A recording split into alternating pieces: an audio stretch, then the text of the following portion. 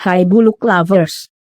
Apa jadinya ya jika seorang pembantu cantik tapi nggak punya akhlak bekerja di rumah seorang majikan tampan yang gampang ngacengan?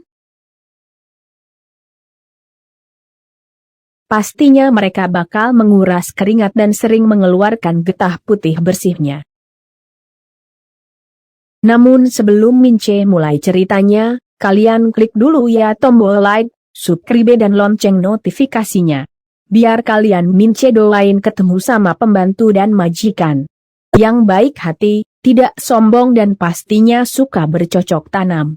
Sudah kan? Baiklah kalau sudah. Mince mulai ceritanya. Cerita dimulai dari seorang wanita cantik bernama Eun Yei.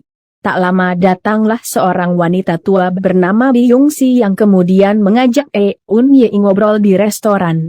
Byungsi yang ternyata kepala pembantu di rumah orang kaya lalu mengajak Eun Yei bekerja di rumah majikannya. Eun Yei yang emang gak punya pekerjaan tentu saja menerima ajakan Byungsi. Eun Yei pun lalu pergi ke tempat kerjanya dan diperkenalkan sama majikannya yang bernama Haera. Haera ini lagi hamil gede.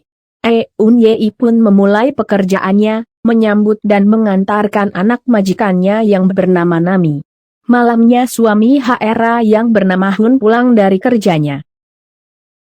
Byungsi pun lalu ngenalin Eun Yei sama bosnya itu. Suatu ketika Eun Yei bersihin kolam mandi.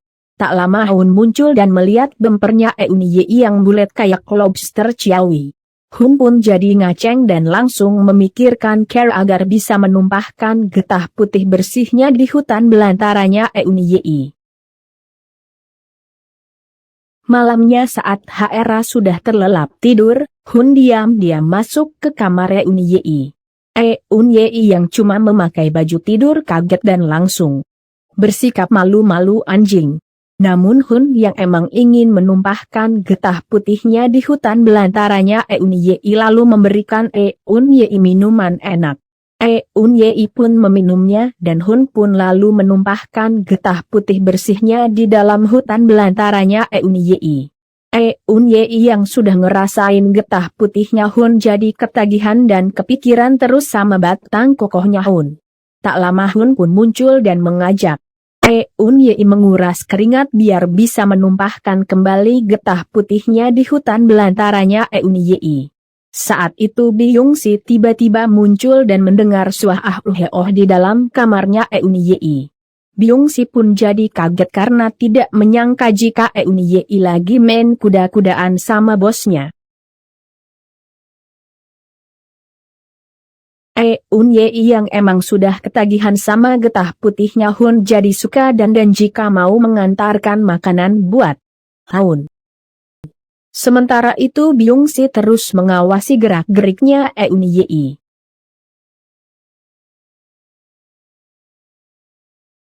Besoknya Byungsi menemui ibunya Haera yang bernama Siwo. Byungsi pun lalu bilang jika Hun suka menumpahkan getah putihnya di hutan belantaranya Eun Yei. Siwo yang emang sangat menyayangi anaknya karuan jadi geram, terlebih ketika Byungsi curiga jika Eun Yei sudah tekdung. Beberapa hari kemudian Eun Yei yang kerjanya emang cuma pembantu membersihkan lampu gantung dengan menggunakan tangga. Tak lama Siwo dan Haera turun dari tangga. Siwo yang emang ingin menyingkirkan Eun Yei lalu pura-pura terpeleset hingga menubruk tangga dan membuat Eun Yei terjatuh. Eun Yei pun lalu dibawa ke rumah sakit. Sementara itu Siwo lalu menceritakan hubungan gelap Hun dan Eun Yei. Siwo juga lalu bilang jika Eun Yei sudah tekdung sama Hun. Haera pun karuan jadi geram.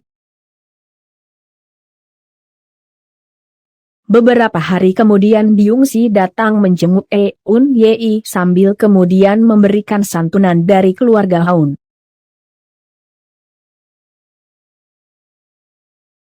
Malamnya Haera omelin Byungsi karena sudah menceritakan soal hubungan gelap suaminya dengan Eun Yei kepada ibunya. Cet Tati pun jadi merasa bersalah dan langsung meminta maaf. Di rumah sakit dokter yang merawat Eun Yei lalu bilang jika Eun Yei ternyata lagi tekdung Eun Yei pun kaget dan jadi bingung. Namun tak lama Eun Yei ketemu dengan temannya yang bernama Mariati.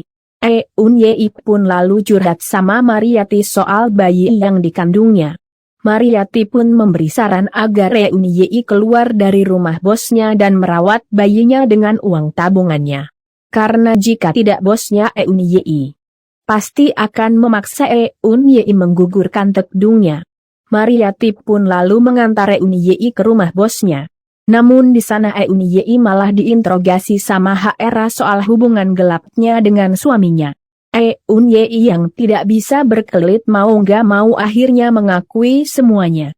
Hera pun jadi makin geram dan langsung menampar Eun Yei. Hera yang tidak ingin suaminya punya anak dari Eun Yei lalu beli obat penggugur kandungan dan menukarkannya dengan obat yang biasa diminum Eun Yei.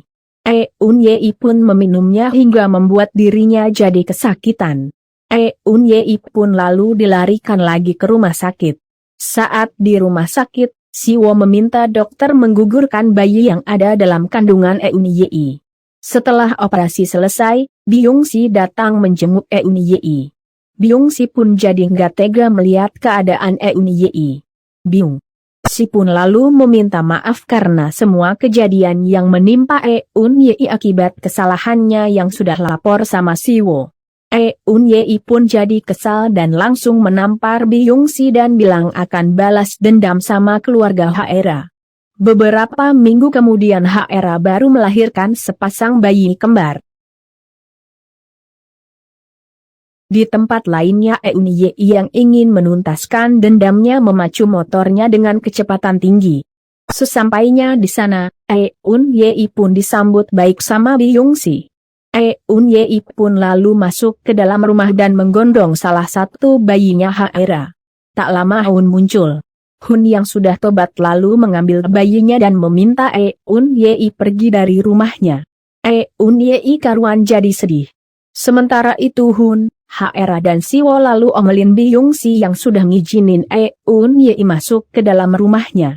Namun Byung-si malah bilang jika dia mau berhenti bekerja di sana. Hera, Hun dan Siwo pun jadi heran. Saat itu Eun Yei tiba-tiba muncul di lantai atas. Eun Yei yang emang pembantu gak punya akhlak lalu bilang ke Nami jika ayahnya sudah menghamilinya dan neneknya sudah menggugurkan tekdungnya. Hera karuan jadi geram. Namun Eun Yei yang ngerasa dirinya sudah hancur malah mengambil tali dan kemudian bunuh diri di hadapan Hun dan keluarganya.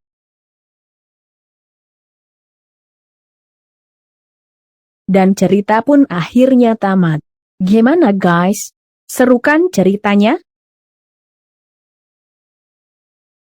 Bye.